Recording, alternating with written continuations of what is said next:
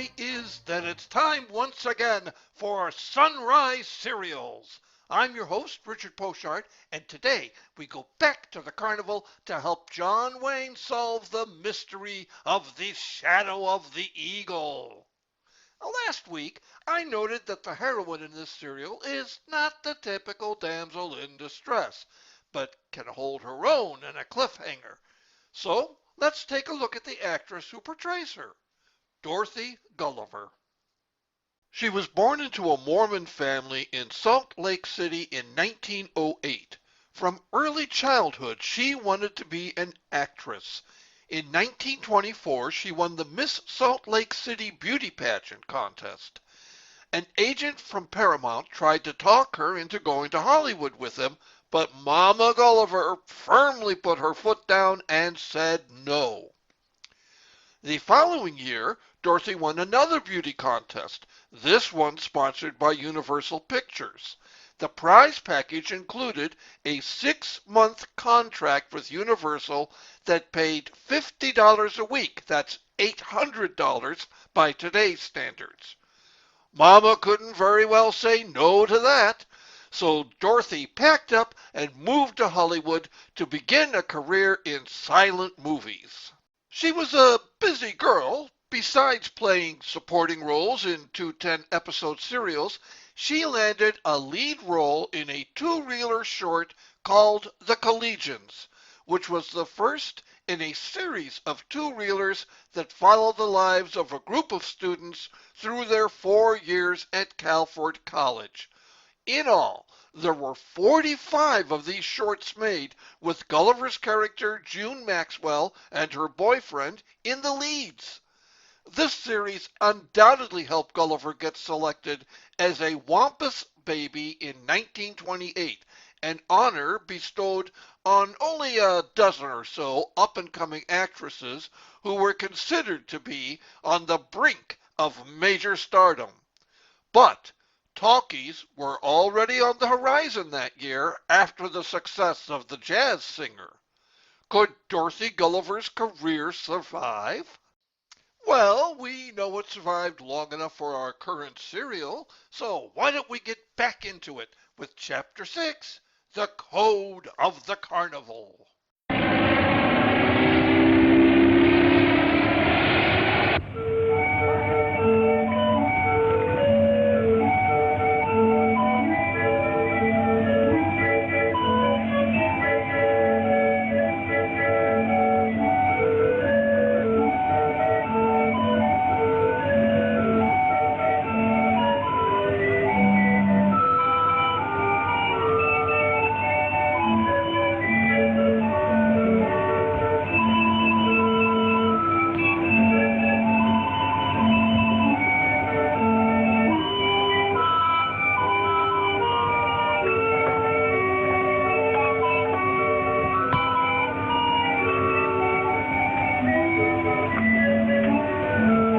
A mysterious criminal who calls himself the Eagle is plotting against the directors of an airplane factory, whom he has tried to frighten with warnings written on the sky in smoke and fire.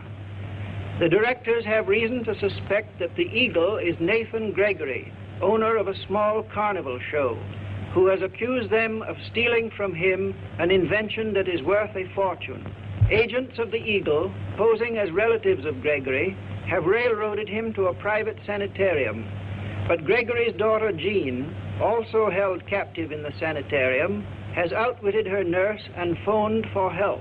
Craig McCoy, stunt flyer with the carnival, has entered the sanitarium disguised in a surgeon's mask and smock, while his friend, the strong man, waits outside with a car to get Gregory away. Let me go. Let me go, I tell you. I don't belong. You hurt. Get the motor started.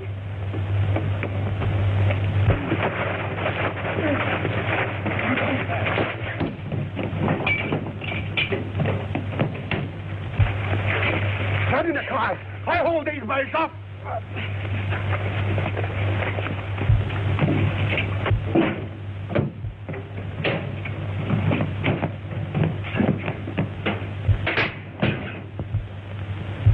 Come on, we've got to stop Gregory.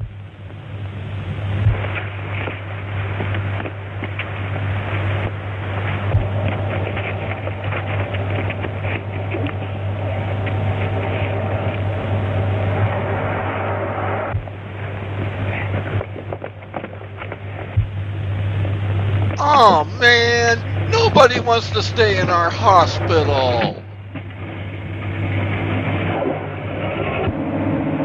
Beat it around the corner. I'm going back to help Craig.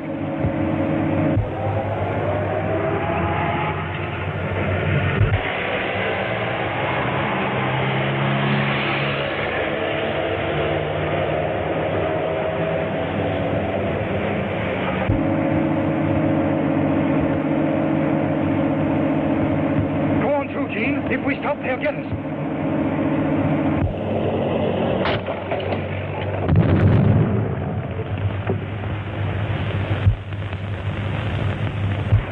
Don't stop. Go on. It's no use. We've had a blowout. Looked more like a blow up to me. There's still a chance, Daddy. Let's run for it.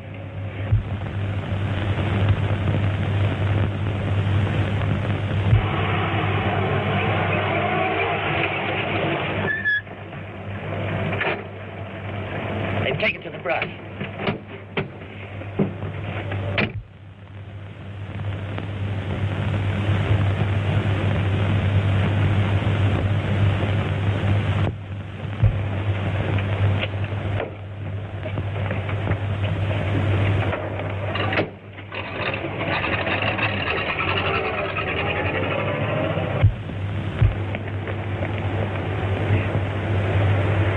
Before we can put the spare on, they'll be halfway to town. Well, change it quick as you can and pick me up at the drugstore. I've got to report to the Eagle. What do those fellows mean by coming here creating a disturbance? Well, with a sock in the jaw, I got. Sure was a fight while it lasted. No, if it was. One of the men didn't get away. He must still be in that room. Let's find out. Okay, let's look.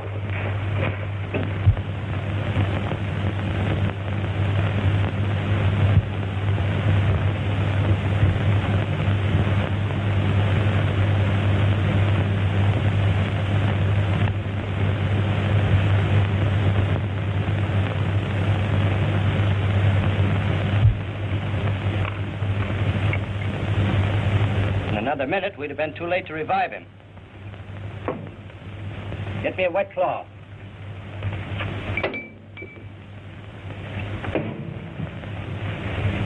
You needn't bother anymore. I'll take charge of him. We're going to bring this fella to and turn him over to the police. Oh, yeah?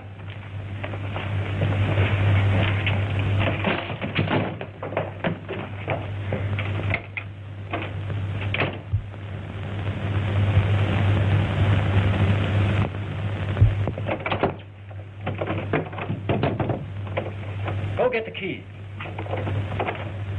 Yeah? Gregory got away. But McCoy is still in the hospital. Yeah. Okay, boss. I get you.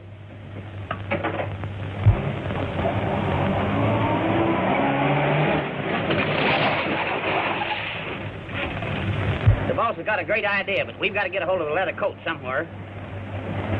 What's the matter with the one in the back of the car there? McCoy's own flying togs. What could be sweeter? Back to the hospital, quick.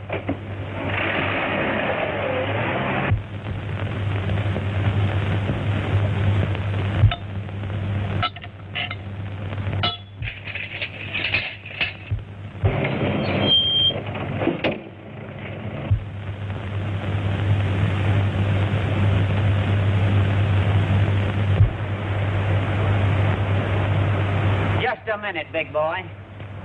You're going in the wrong direction. Take him out the car at the curb.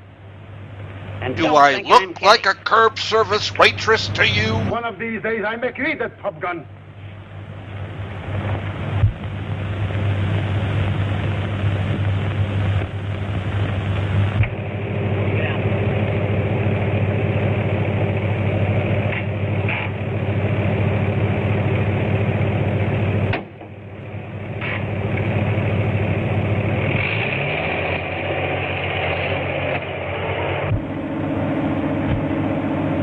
Now beat it to the flying field while I get McCoy ready.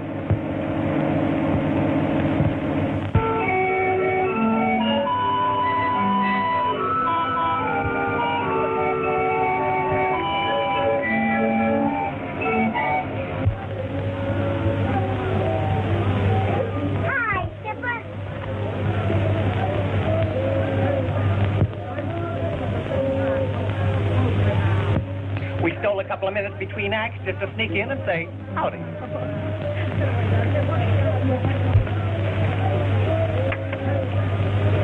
Gee, it's good to have you back with us again, Mr. Gregory. And it's good to be back again, too, Billy. But I'm worried about Craig. Why doesn't he come back? You needn't worry about him, as long as he has that human Derek with him. Well, what happened? Where's Craig? They got him away from me. Well, what you doing, you big palooka? Picking feathers off a gun? Will you quit picking on me? I did my best I could. But they had a gun on me. Ah, you're still a big palooka. That settled it. None of you are safe as long as the eagle continues his attacks on me. Daddy, what can we do? There's only one thing to do. Do like most Give myself up to carnivals. the police. Pack up The and police? blow. Why, Skipper, they'll arrest you for the Eagle's crimes. I know. But if they have me in jail and the crimes continue, it will prove my innocence. Your father is right, Gene. It'll not only prove his innocence, but he'll be safe from his enemies. When do you figure on doing it?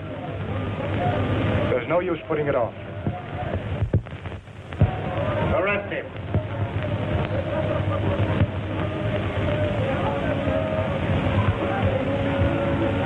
I got a warrant for your arrest, Gregory. You're not so smart. Mr. Gregory was on his way to jail, where he'd be safe from you birds. That's a pretty thin story. But it's true. What, give yourself up with all the Eagle's crimes against you? My father is not the eagle, and no one knows it better than you. What do you mean by that? What do you think she means, you lame brain? Ah, cut out the row. If Mr. Gregory was on his way to the station, I don't guess he's got any objections to going along with us.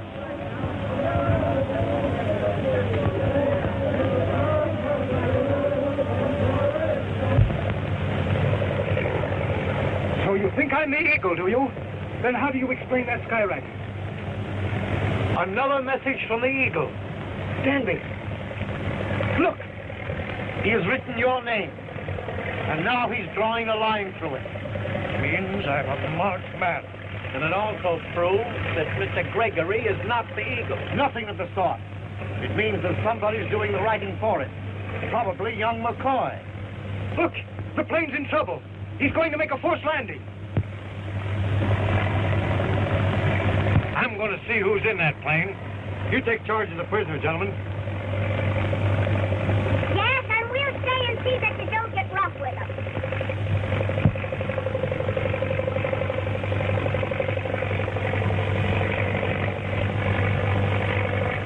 He's making his landing all right.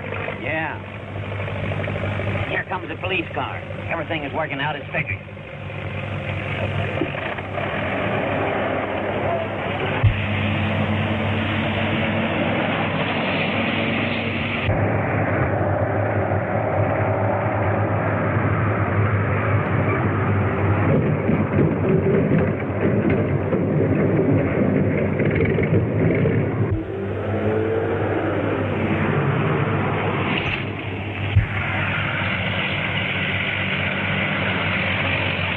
There's another car ahead of us. What does it mean? That you're not first place. Duh.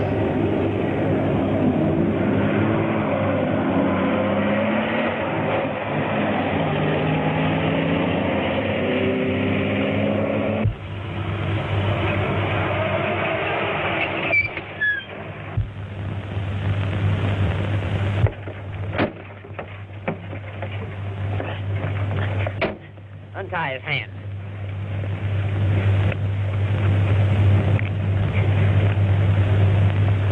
I hear something for him to find when they search him.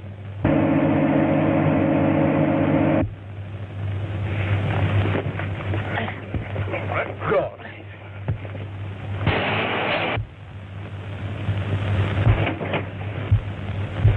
Hold it. Sure was a close call. 10 seconds later, and he'd have got away from us. Craig, you, the Sky Rider. It's not true, Gene. I wasn't in that plane. The whole thing's a frame-up. Keep quiet. How did you two men happen to be on the job this way? Oh, why, we're a couple of private detectives working on the case of the airplane company. It's a lie. He's working for the Eagle. Looks to me like you're working for the Eagle.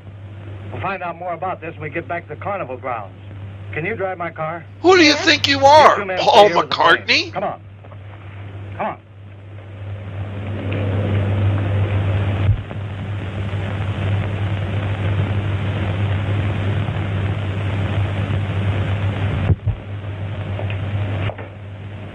Hello, Mr. Green. I've been looking for you. How did you know I was here? I phoned the office and Mr. Ward told me.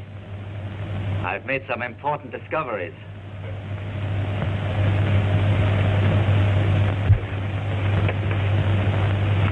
I see you've got the Eagle, and I've got clues that lead to McCoy as his aide, the fellow who has been writing his messages into the sky. What have you got to say about that, Gregory? I am not interested in the stupid lies of your paid thugs. What's that? Green. You heard what he said. So, you caught the sky writer red-handed, just as he was trying to make his getaway from the plane. Did you find anything on him that shows he's working with Gregory? You know he didn't. You framed me, but you can't drag Mr. Gregory into this. I'm not so I haven't searched you yet.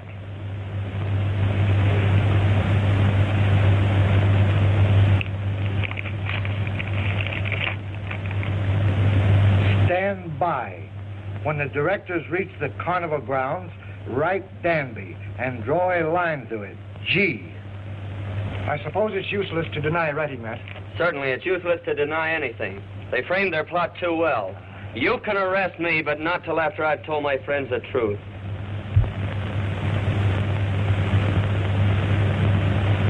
The frame-up was perfect. They planted these flying togs on me, planted the forged note in my pocket, and planted one thing more on me that you haven't found yet. One thing that I can use against you. They planted this. We don't stand a chance, Mr. Gregory. Make a run for it. Make a run for it. Drop that gun. Gene! Drop it. Hold him. You talk of frame-ups after what you've done to my father. You used that skywriting in your own crooked game. You planted that note to make it appear that you were only an agent of my father. Then you urge him to flee, branding him, your best friend, as guilty. We'll see that he gets what he deserves. Stand where you are. We Carnival people have our own way of dealing with traitors. Take him and peg him out. Peg him out. Gene, you don't mean... You know what I mean. It's a trick to get him away from us. You think it's a trick, do you? Well, see for yourselves. Take him outside.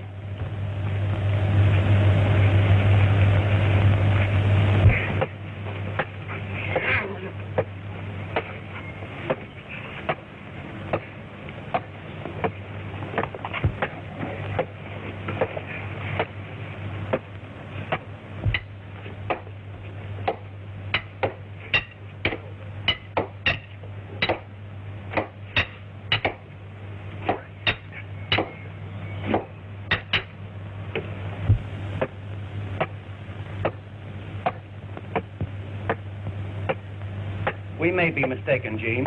Hadn't we better stop them before it's too late? He's guilty. Let them peg him out.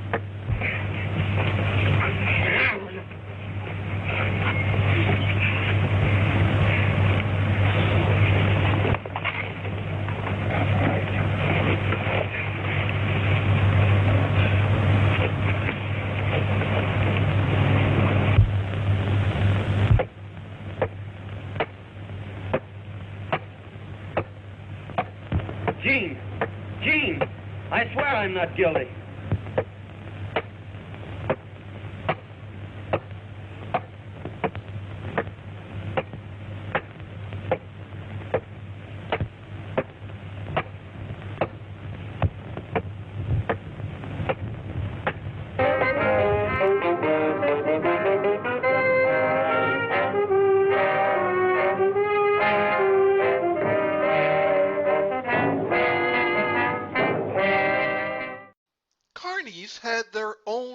form of justice that made prison look cushy by comparison.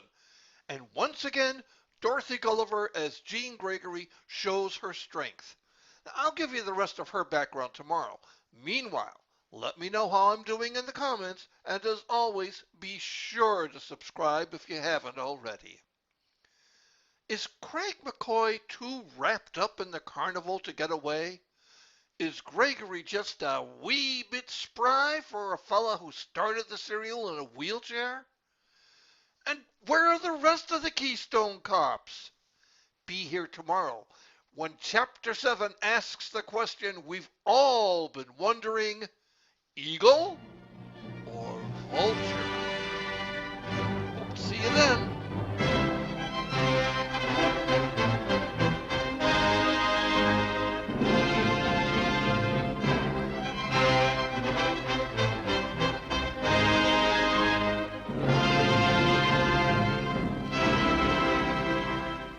Hey everybody, it's Richard again, and if this is the first time you're viewing my series, you've already missed a lot. So why not subscribe?